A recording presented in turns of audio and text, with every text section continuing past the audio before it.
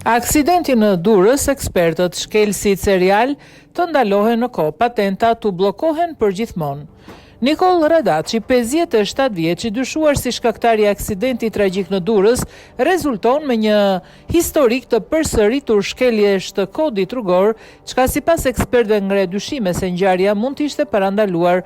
Të dhënat tregojnë se ai është ndërshkuar disa herë nga policia e shtetit në vitin 2020 për parakalim të gabuar dhe në vitin 2022 për tejkalim të shpejtësisë, ku i ishte pezulluar dhe patenta.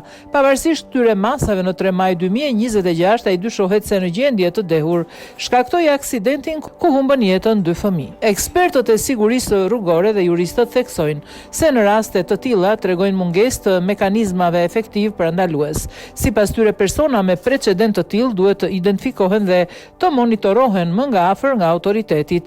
Avokati Ledio Braho nënvizoi se prania e shtuar e policisë në komunitet dhe zbatimi më rigoroz i ligjit mund të kishin shmangur një tragjedi të tillë, ndërsa eksperti rrugor Gzim Hoxha kërkon masa më të ashpra, si heqja përfundimtare lejes drejtimit nga ata që kapen duke drejtuar në gjendje të dehur. Sipas ekspertëve, rritja e dënimeve nuk mjafton nëse nuk shoqërohet me zbatim konsekuent të ligjit dhe masa konkrete parandaluese për drejtuesit problematik.